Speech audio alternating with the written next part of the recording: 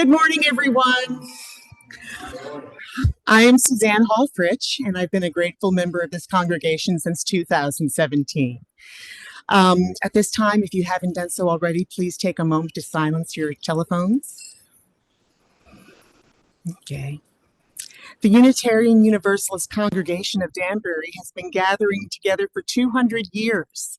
And as we work to build a more just world, we respectfully acknowledge that our physical building is on the traditional land of the Pagosset people.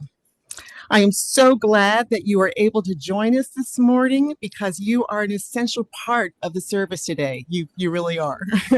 Whether today is your first or thousandth Sunday in our midst, in person or online, we are stronger because you are with us.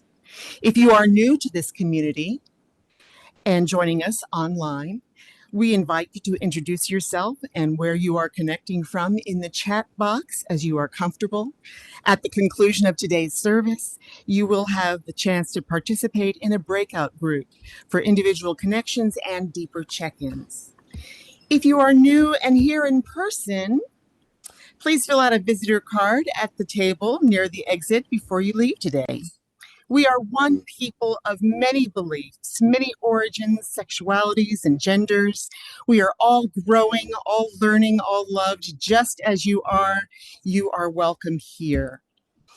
And now, if I could just take a quick moment with you to look over these announcements. There is one in here that I just wanted to bring to your attention, if I have it. Next, and I don't, but it's up on the screen. Yes, next week. We've been so fortunate with our services this summer. We've had such wonderful, interesting, and varied services.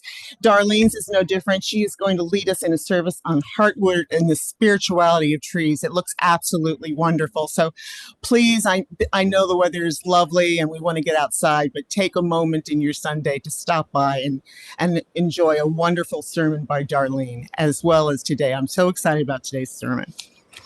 Okay, so if you'd like to take a few minutes now to turn around, say big good morning to your neighbors and to the folks online.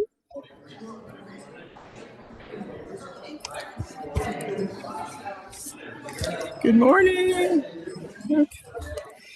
Okay. Okay. And with that, let's all settle into a wonderful service. Suze has some opening words for us.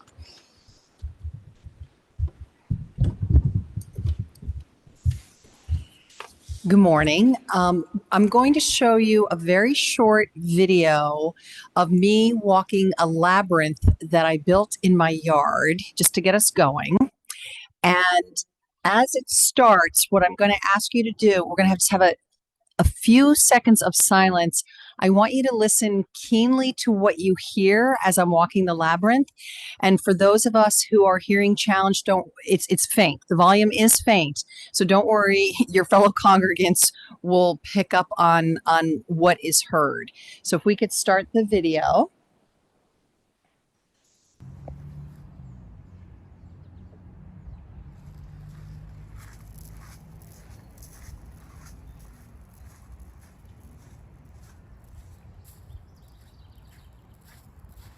What do you hear? Crunching. I'm in bare feet and you hear my feet crunching on the pea stones. Now, if you're really keen, you might be able to hear some birds and maybe the nursery next door making a lot of clunk. Okay. So the labyrinth is really about tuning in with and receiving with all of your senses. And I'm going to read to you a poem by Heidi Franklin from the Partnered Pen. It's a poem about walking the labyrinth. It's called Silent Solidarity. We enter one by one to walk this sacred path, mindful, deliberate, in silent solidarity. We navigate the winding way. One foot follows the other. Breathe, breathe, breathe. Walk, walk, walk.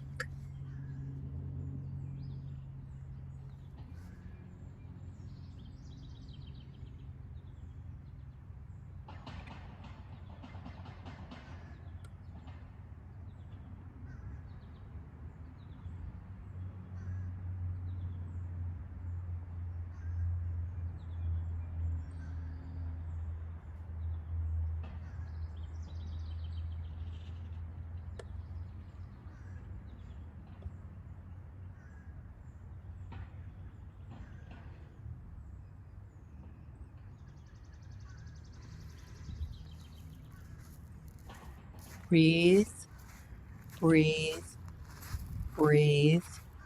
Walk, walk, walk. The journey through the labyrinth emulates life's odyssey. Twists, turns, curves. Sometimes straight and effortless, sometimes meandering. Each turn leads to the center, welcoming along the way opportunity to pause, listen, be alive. We travel the path as silent companions holding space, honoring the unique, spiritual, and sacred in each of us, knowing that while we walk together, ultimately, the journey is our own. Walk in silence.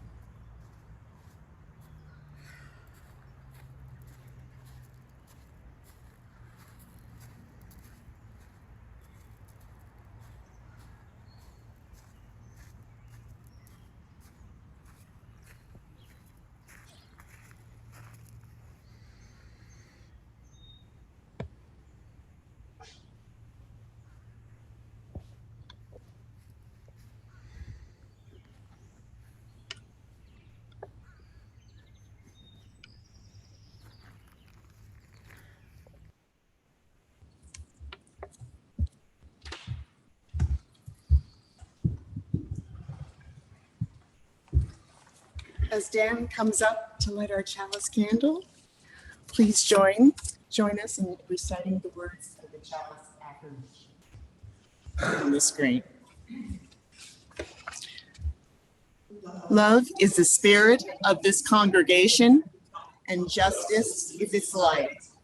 This is a covenant to dwell together in peace, speak the truth in love, to help each other and celebrate life. And for any children zooming in today, this morning, please put your UUs in the air as we recite the children's affirmation. We are Unitarian Universalists. We are people with open minds, loving hearts, helping hands. We care for the earth and each other. Please, did we miss? Oh, I beg your pardon. Please forgive. No. Dan is going to sing a wonderful song for us now. So, good morning, everyone. I thought since we were together, we could rejoice. And this is a song that I wrote called Rejoice.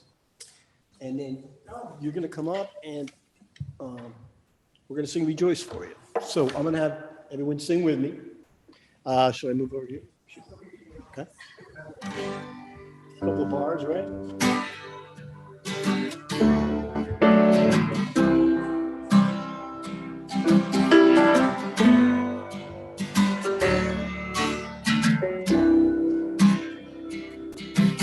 Rejoice, rejoice, rejoice.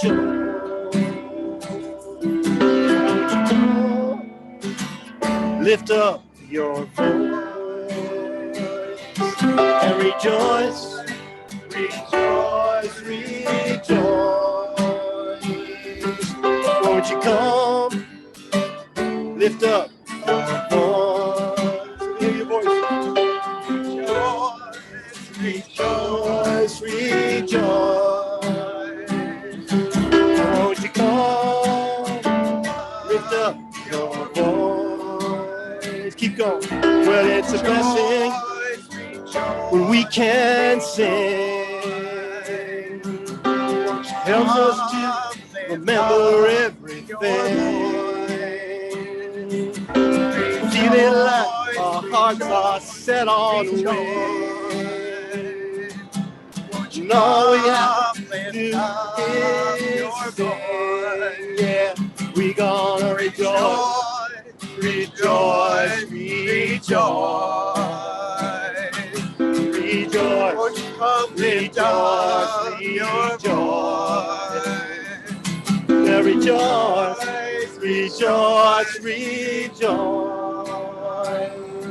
Oh, won't you come? Lift up your voice. and rejoice, rejoice, rejoice.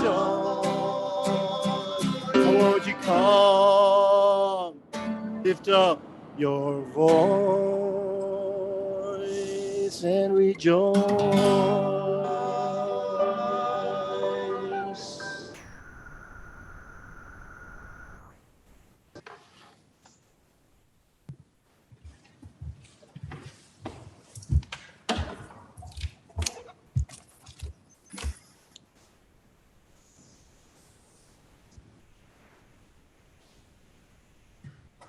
Thank you, Dan. That was beautiful. So we've done our children's affirmation. Join me now in This Little Light of Mine.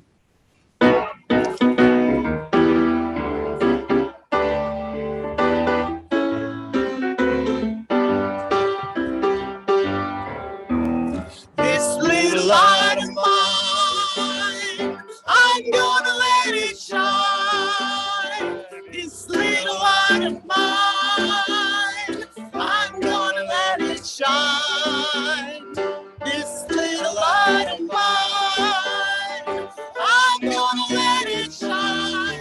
Let it shine, let it shine, let it shine.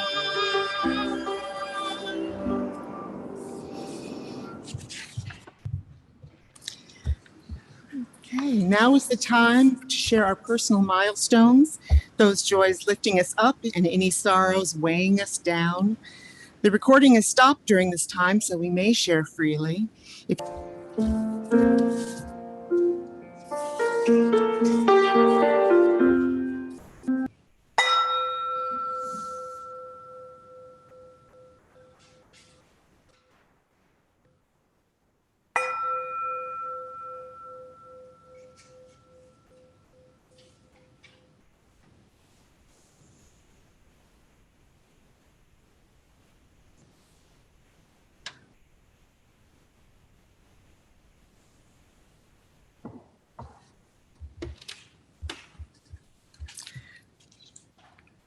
Yes, join us now, please, with our hymn of reflection, Spirit of Life.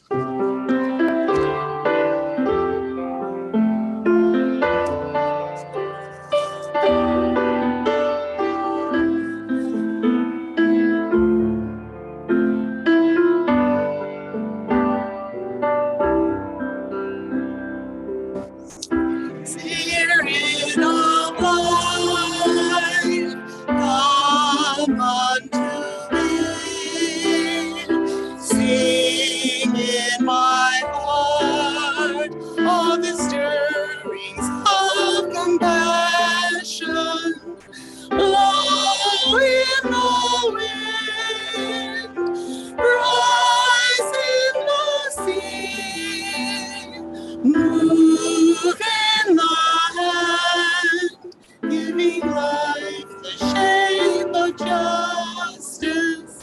Roots only close when set me free. Spirit of life, come to me, come to me.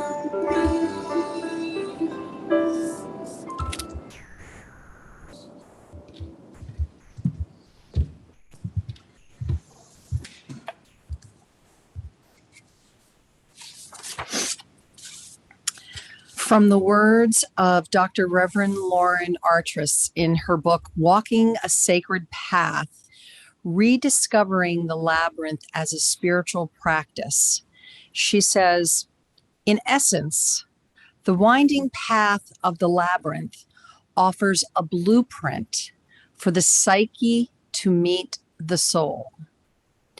Now, in my words, meeting of the psyche is really the psychology of your mind, which is your mental life, your emotional life, with the deeper essence, or I'll say a layer of yourself with a capital S. Capital S, self, meaning the self who you know yourself to be connecting with something larger or greater than yourself. We could call it the universal mind, God, whatever word works for you that gets you outside of our thinking. Sometimes our thinking can be small. And I want to connect this to something that Joe said last week in the sermon, is that our 95% of our thoughts are repetitive. We're telling ourselves the same thing over and over and over again. And we can never stop our thoughts. It's not about that. It's more noticing and holding your thoughts more loosely, and conscious, having that moment of pause where you can consciously decide which thoughts do I want to give attention and energy to.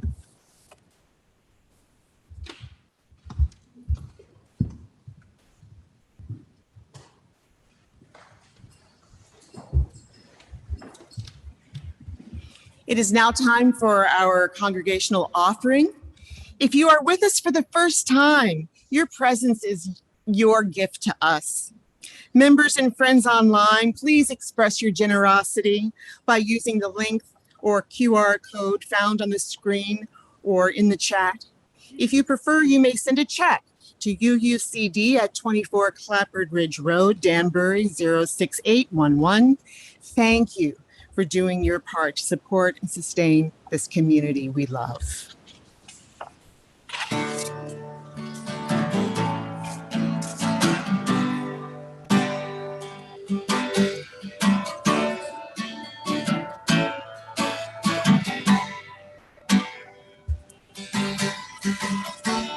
There is a town north Ontario, dream, comfort, memories, despair.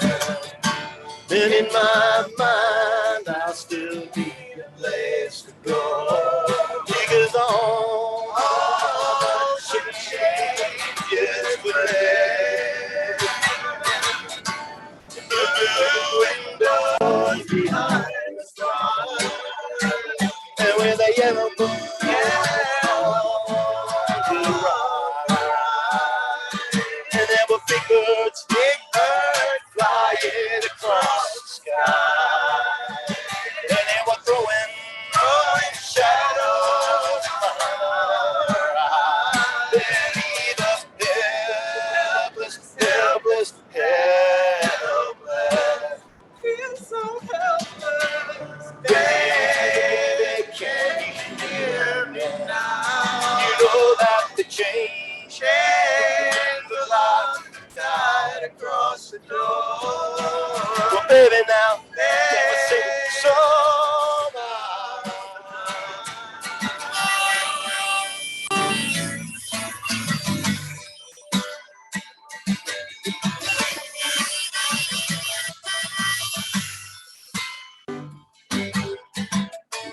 Blue, blue windows behind stars, and with a yellow moon on the rise, and there were big birds flying across the sky, and they were throwing shadows on our eyes. They leave us helpless, helpless, helpless.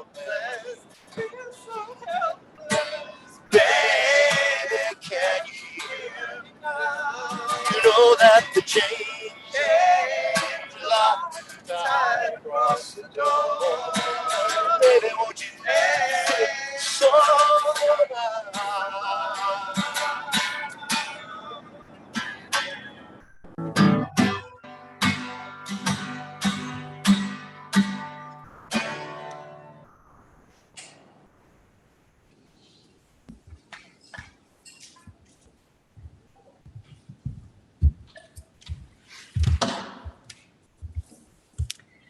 I've been listening to Prism sing that song for a dozen years, and it never gets old. Thank you for singing it with such pathos, Dan, Nancy, and Joanne. Where do you go when you feel helpless? Where do you feel solace? Where do you get answers? Has anyone here ever had an experience where you thought you had worked through a challenging situation or broken a pattern or maybe a habit in life, and then you realized it surfaced again months or years later, and you're like, I thought I got over this. I thought I had resolved this, and it keeps popping up. Am I the only one that's experienced this? Right? It seems to me this is like a common experience of what it means to be human. I like to say sometimes, I don't know if I'm either on the AP plan in life or the remedial plan. Sometimes it's somewhere in between, right? So it's been said that we all have life lessons, and the lessons we learn in life, they can be with a little L, like a lesson here and there, but the big life lessons are those that we come back to time and again, but maybe through a different lens, through a different layer of understanding and working through it. And, and really, it keeps popping up until we master it, we learn it, we get it, we resolve it in some way. Now, I don't know if this is true, but what I do know is that more than once, I've found myself feeling like I'm in a similar situation, but it's a little bit different. And what is it that I need to learn here? Please, God, the universe, somebody help me with this, right? Can anyone relate to this? Yeah, I see a lot of heads nodding. This has been my experience of walking the labyrinth, feeling like I'm in the same spot, but maybe slightly more advanced, maybe slightly different, even though it doesn't always feel that way. The feeling of the labyrinth is that sometimes we see we're getting closer to the center, closer to calm, closer to our sense of wisdom or the knowing what to do, or just being without having to worry and think. And then suddenly we're getting further away. But in the labyrinth, there's only one path. We might say that with life. So it can feel like a brain scramble a little bit. Perception isn't always reality.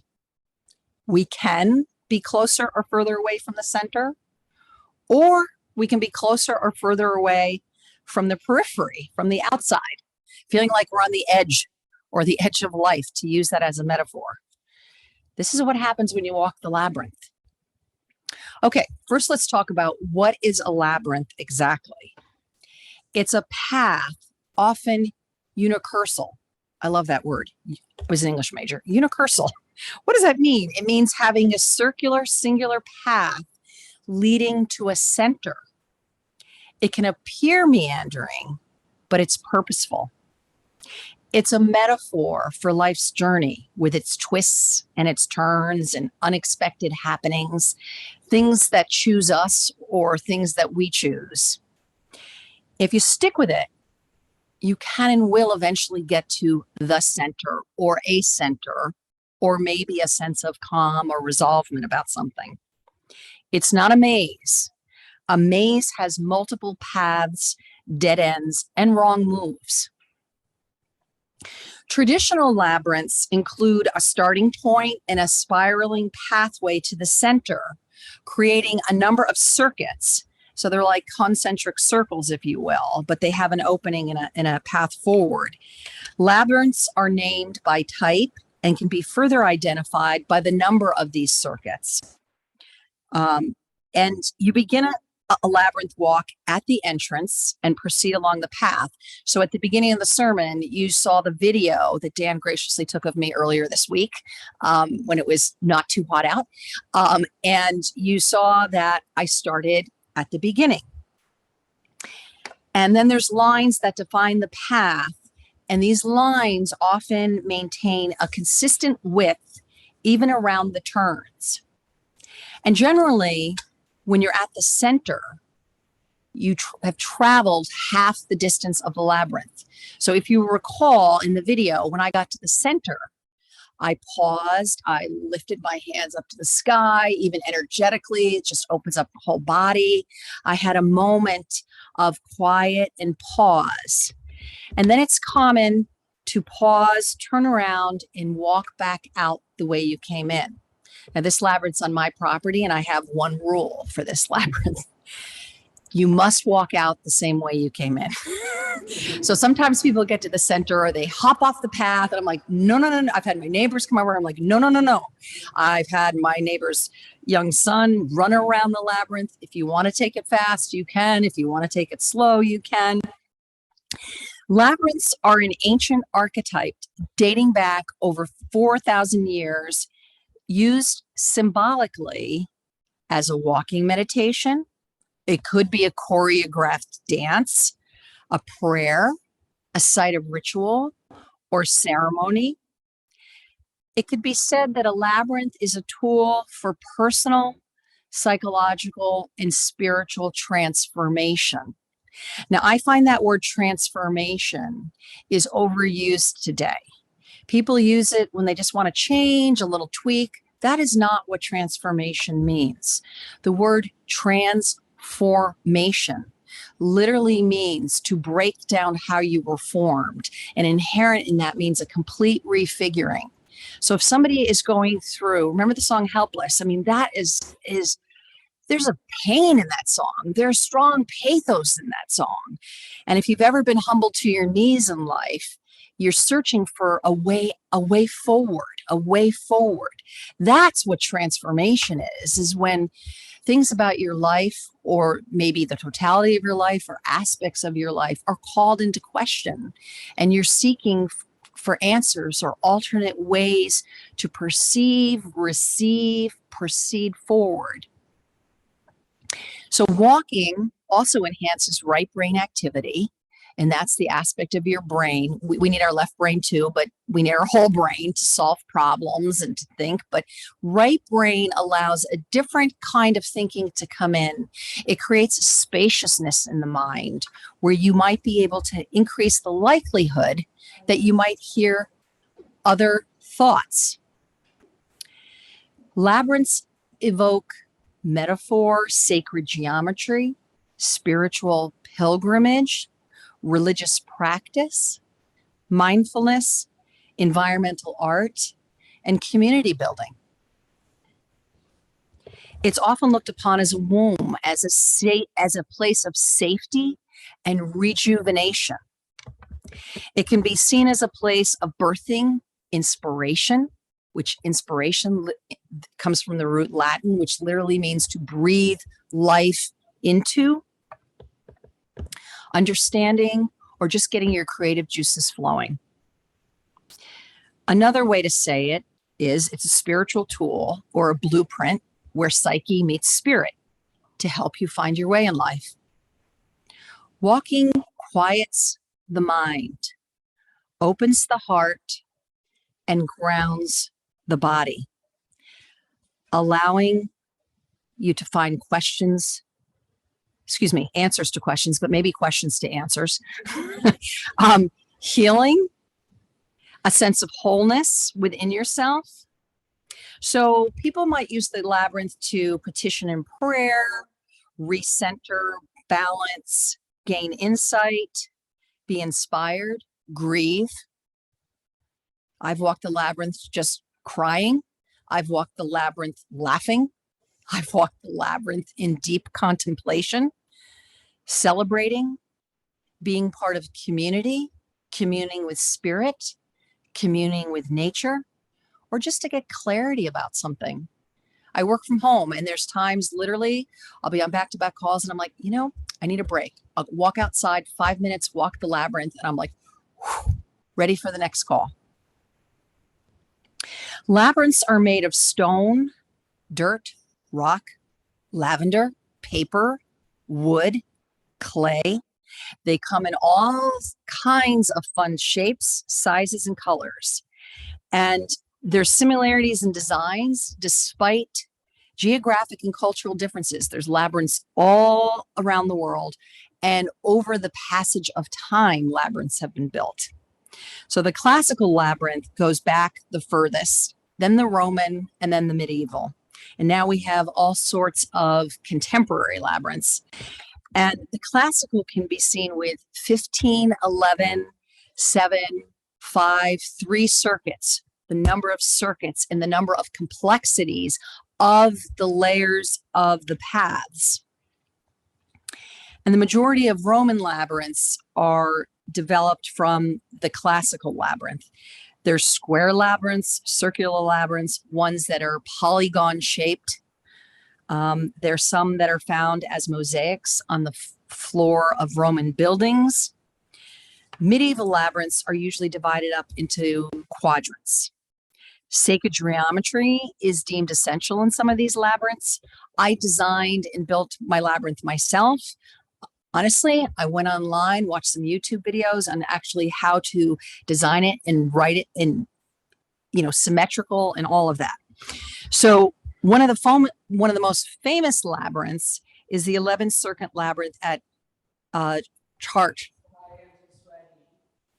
in France. I might not be saying that correctly. In France at the Cathedral of Notre Dame. And that's considered one of the finest in Gothic cathedrals in France and in all of Europe. And they've also found turf labyrinths in England. There are left-handed and right-handed labyrinths, meaning when you enter, do you go to the left or do you go to the right? And it doesn't really matter. It's a preference. And Jeff Stallward estimates that approximately 2/3 of ancient classical labyrinths were right-handed and 2/3 of modern classical labyrinths are left-handed, which that's kind of interesting. Are we trying over time to balance ourselves out? I don't know. But either way, it's really up to a personal preference. Now, I'm also saying that the labyrinth is a type of contemplative practice. And a contemplative practice varies from diverse religious, philosophical, and humanistic traditions since ancient times. But they have in common the following features. They cultivate self-awareness. There's specific physical postures or a sequence of movements. In the case of the labyrinth, you're walking, right? Balancing the hemispheres of the brain because the hand and the feet map to the brain. So when you're walking, you literally are balancing hemispheres in the brain. Thus, it brings about a balance and a centeredness. Focused, non-evaluative attention. So that means judgment out. A holistic approach to well-being. Development of mental and physical steadiness and balance, and fostering greater attunement, compassion, and creativity. You can't give away what you don't have. So if you don't have a sense of compassion within yourself, or even self-compassion, it's really hard to be present and witness and demonstrate compassion to others. Examples of contemplative practice include meditation, focused thought, mindfulness, yoga, prayer, various forms of movement, dance, ritual, time in nature, reflective writing, journal writing, dialogue, deep listening, storytelling, and the arts. Anything that gives your mind, your mental life and activity, your emotional intensity, some spaciousness to process your life experience. What goes on within you arises within you, and what goes on around you. That's the totality of your life experience. One might say that a contemplative person has clear insight, is grounded, and connected to their intuition that allows them to maneuver life with greater grace and ease and make decisions that where they can come to a place of resolve, commitment, peace, and perhaps excitement about a decision and a path forward.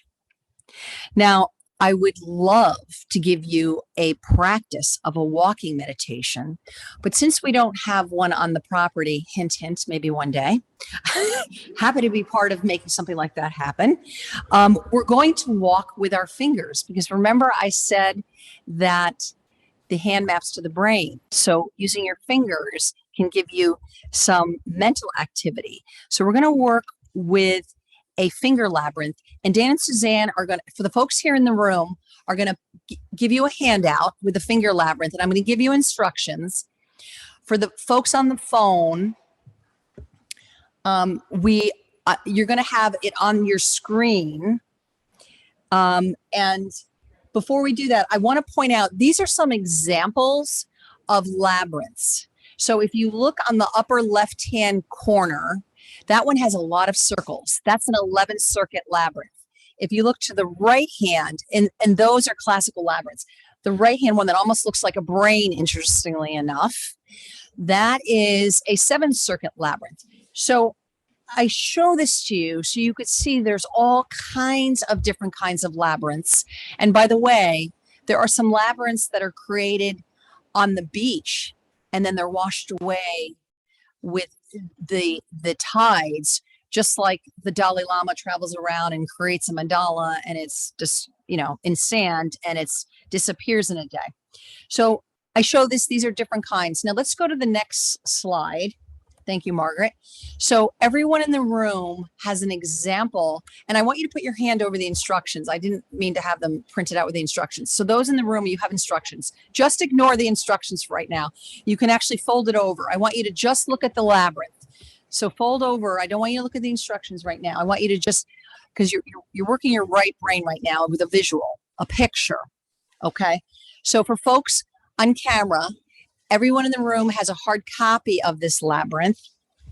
And actually, before we get started, I'm going to ask everyone to stand up for a minute. Okay. If you could stand up, and I actually want you to just walk in place. I just want you to walk in place with you, moving your arms and legs as if you're walking, right? Now, we often say, I've got a lot in my mind. I have to go for a walk and clear my head, And what happens after your walk? Your mind's in a different place, wherever that is. But literally with movement, you are moving your thoughts and emotions. Okay, you can have a seat. I just wanted to get you in the groove of it. Like, you're walking a labyrinth. Now we're going to walk with our fingers, okay? So I want you to think about this. This is the rhythm of a labyrinth. In a way, there's like 3 phases to it. There's releasing, pausing, receiving. So releasing, meaning go into the labyrinth with an intention. It could be something held loosely, something held tightly. It could be a petition of helpless, a prayer. It could be something you're just mulling over. You're just simmering on. You're just incubating on. You're just kind of sifting through. You could be a sifter, right? So I want you to think about an intention. And the first part of the labyrinth is about releasing. And then you're pausing, giving spaciousness for anything else that might want to come in. Because when our brain is so noisy, there's no room for anything else to come in. So and then receiving. So while you're walking towards the center with your fingers, we're going to go over that in a minute. I want you to think about letting go, or it could be just releasing some stress or something on your mind. And then when you get to the center, remember what I did? I took a pause moment, take a breath, pause, just notice what comes up for you. And then you're going to retrace your steps back to the start and think about receiving any needed energy, calm, focus, thoughts. Okay. So here's going to be the process. I'm going to say begin, and I'm going to give you 3 minutes to experiment with finger walking this labyrinth. So now here's how we're going to do it. And by the way, for the folks on camera, you can, if you're okay with it, you can put your hand on your screen. For any children, ask your parents to put your finger on the screen of the computer. Or you could, if there's your screen, you could just have your finger just so you're not touching it. Some people are particular about their computer screens, but you can literally go up to the computer and trace it that way. And if you want a hard copy of it, Margaret will put in the chat my email. So you can email me and I will send you a digital copy that you could print of this later on this afternoon. So here's what we're going to do. I'm going to explain the process and then we'll begin. So I'm going to ask you, have your labyrinth in front of you, and you're just going to take a deep breath and you're going to set an intention. It could be consider a positive word, an intention, or a question prior to your start. And then you're going to place your index finger of your non-dominant hand. So if you're right-handed, you're going to use your left hand. If you're left-handed, you're going to use your right hand. And this is a left labyrinth because it goes off to the left. So you're going to just start at the beginning, and then you're just going to trace it all the way through the twists and turns and many angles till you get to the center. And then when you get to the center, you're going to go back out. Remember, you can't hop off. No hopping off. No hopping. You're going to go back the same way you came in. And then when you get back to the end, you're going to have a moment of pause. And what I like to say is when you come back at the end, moment of pause, it could be gratitude. Thank you for the practice. Okay. So those are the instructions. Now I'm going to time us. I'm going to give you 3 minutes. And when you have about, I don't want to just be jarring, time's up. When you have 30 seconds left, so that gives you a warning, I'm going to do this. That means you have some space and time. Just finish up wherever you're at and close out. And then when we end, I'll do another. And that's the sign for closure, gratitude for the practice. Okay. So now, if you want, you can do this however you want. If you want to race through once, I get it. Or if you want to go really slowly the whole time, this is up to you how you want to work this walking. So you're remember, let your fingers do the walking through the yellow pages. Dating myself. So you're just doing it with your index finger, one finger. Okay. Were you ready? And I would suggest that you get your feet firmly planted on the floor. Now, nobody's going to be looking at you. So if you want, while you're walking the path, you could also, if you want to pretend like you're walking, you can do that. If you want to stand up and walk in your little circle while you're doing it, you could do that. Just play with it, whatever works for you, okay? All right, we're ready and begin.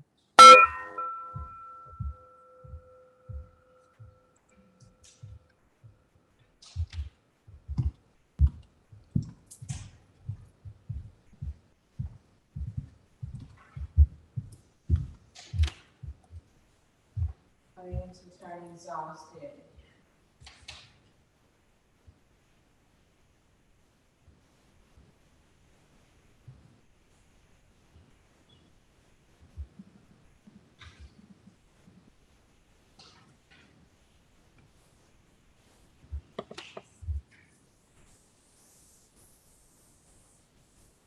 I am so tired and exhausted.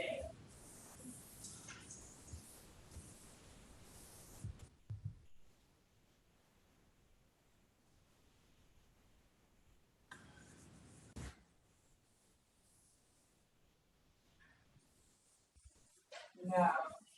Yes.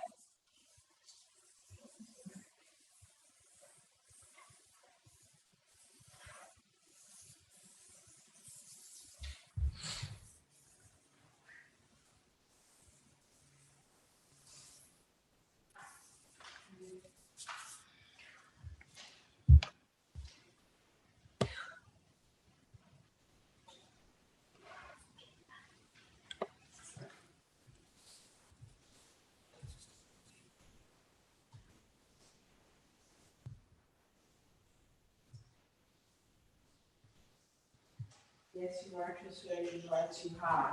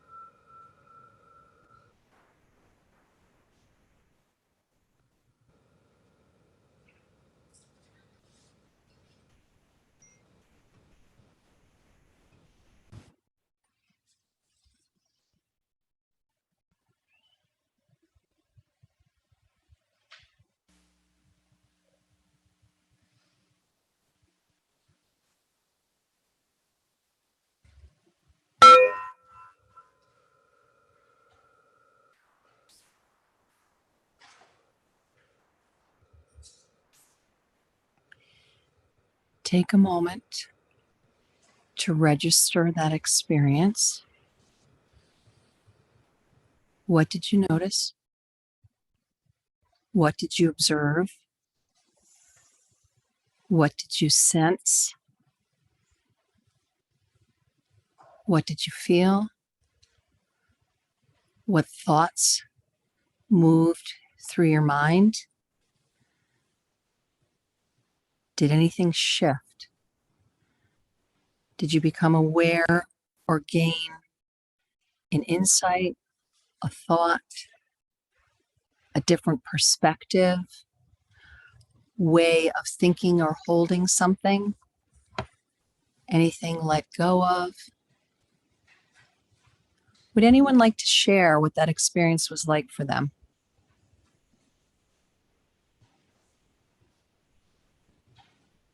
Joanne? I did do that one was 7 years ago on the retreat. I think I was in the place that was on the retreat counselor anyway. And I remember them talking about that they stay on the path, and even though sometimes it looks like it's going toward the center and it goes away again, just trust it and just keep following, and eventually you will get to the center. So I remember that. And then I also had an experience of my mind kind of emptying and just concentrating on the movement and on the path. So that was Yeah, so for folks online, what Joanne said is she had some instructions and had experience with another labyrinth, and she was advised that just trust it, stay on the path, because if you notice, there are times where it feels like, wait a minute, I'm getting further away from the center. You will eventually get to the center. And the other thing she said is she had an experience of her mind emptying while she was finger walking the labyrinth. Anyone else? Yes. Yes. We actually ended up at the beginning a couple of times. So we tried to imagine. Yeah. So I'm sorry, I don't know your name. My name is Lena. Lena said somehow we ended up at the beginning again, and it's tricky because you're on it's 2-dimensional, it's not 3-dimensional on a piece of paper. And so she said, we did that a couple times and we said, okay, no judgment. We're just going to go back to the beginning and we're going to start over again. Perfect. Yes, Dale. Well, I just found it fascinating, the difference between the big picture when you first see it.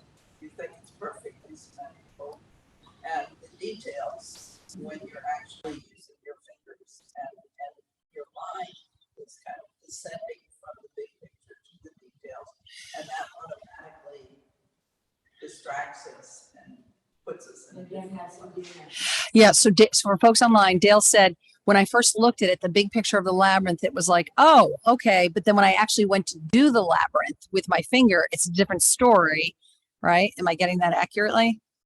Yeah. Big picture versus details, things can look and feel differently. Yes, absolutely. Anyone else? Yeah. This explains why you go in another room and you forget why you went there.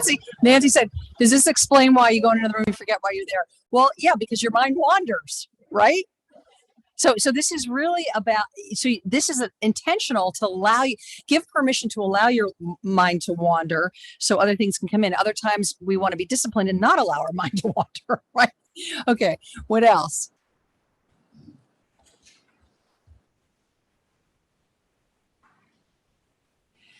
Thank you for your presence and our practice together. That's a party favor for you to take home if you want to practice it a little bit. And folks online, please email me if anyone wants a digital copy.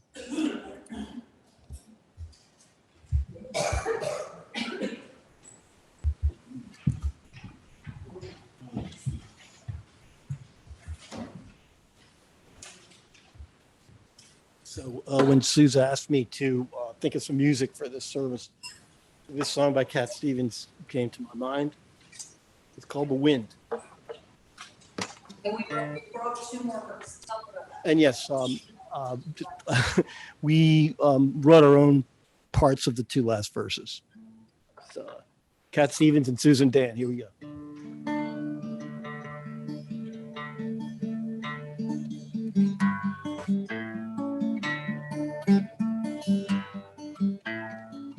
I listen to the wind of my soul. Where I'll end up, well, I think only God really knows. I sat upon the setting sun, never, but never, I never only walked it once. No, never, never.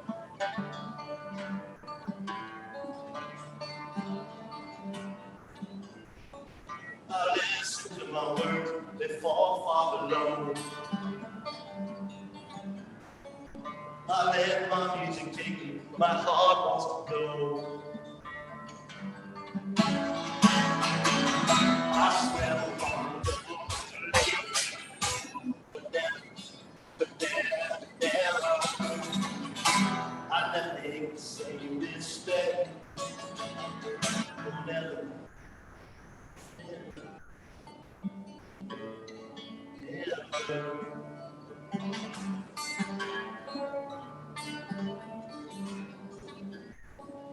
I listen to the wind of my soul. Where I end up, I think only God really knows. I walk on the winding path, and never, forever. I never want more insight. It's ever.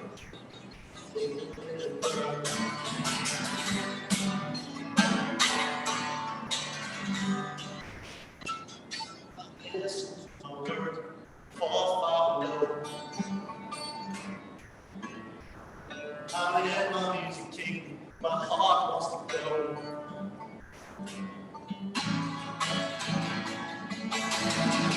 But I walk on the further right, never, forever.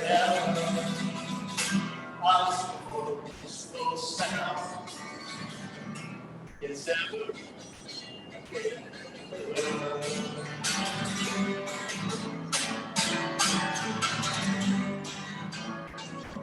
I listen to the wind of my soul.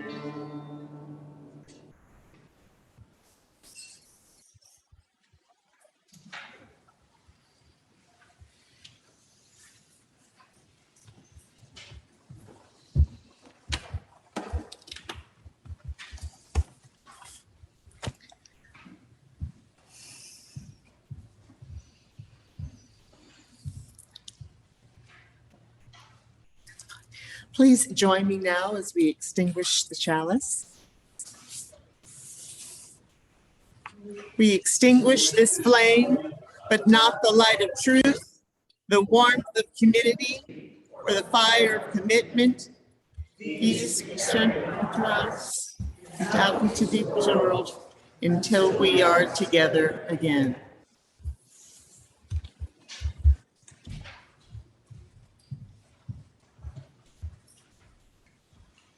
Another song by Cat Stevens. Jay and I are going to call On the Road. We're going to have you guys sing with us. The words should come up on the screen. When they do. Okay. With us. There we go.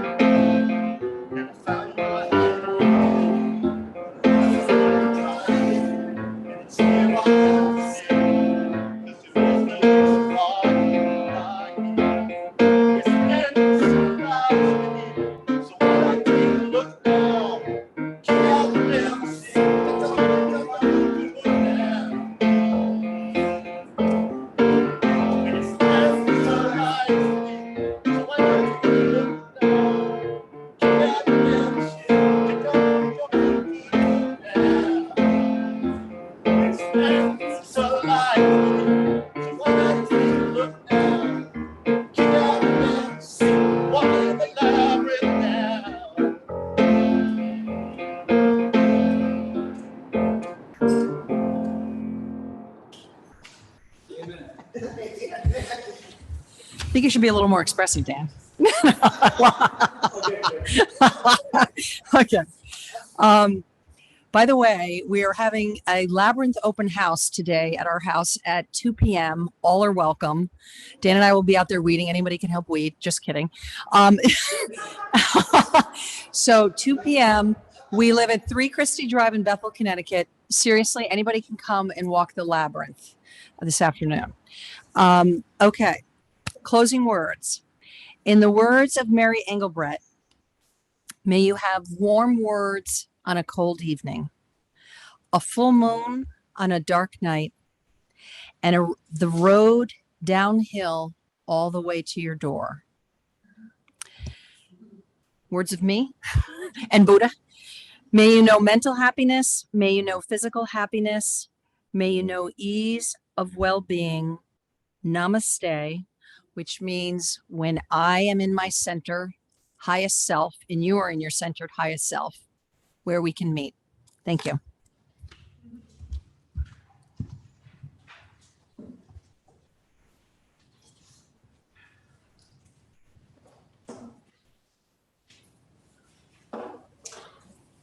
So we're gonna end what we like to do best, and that's sing songs to fill the air. Here we go.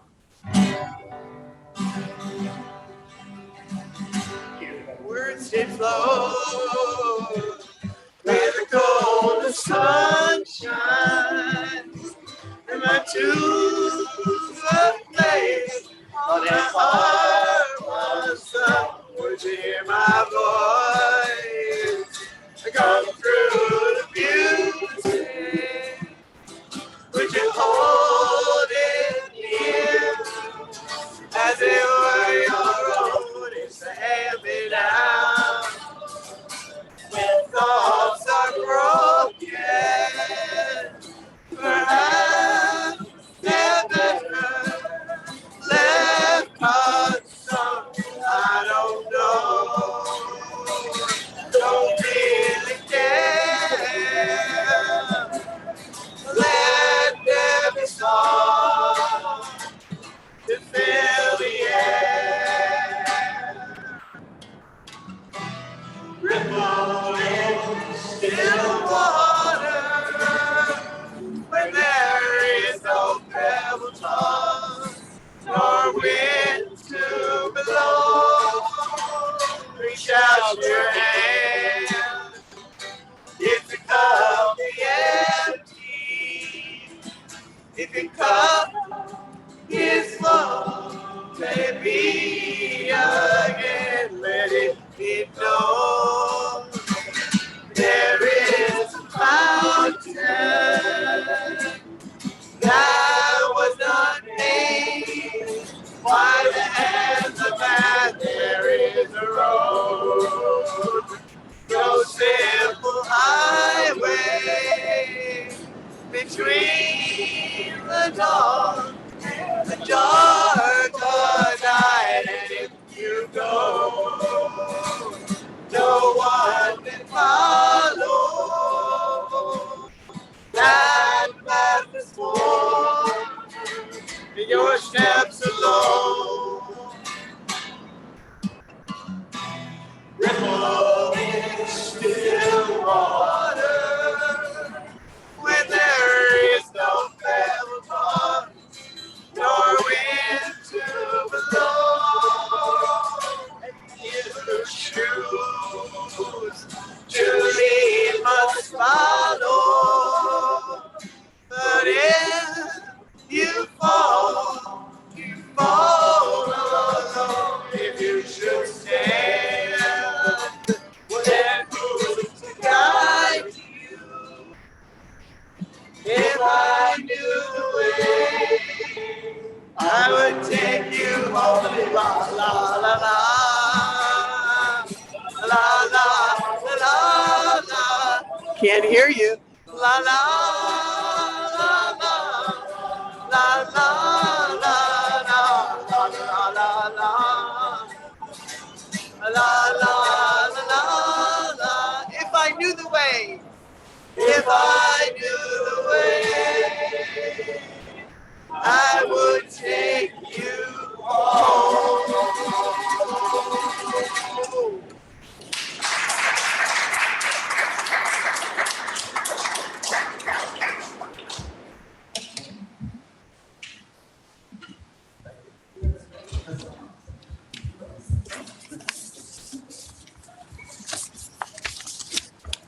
Let's have some coffee, folks. We're all set.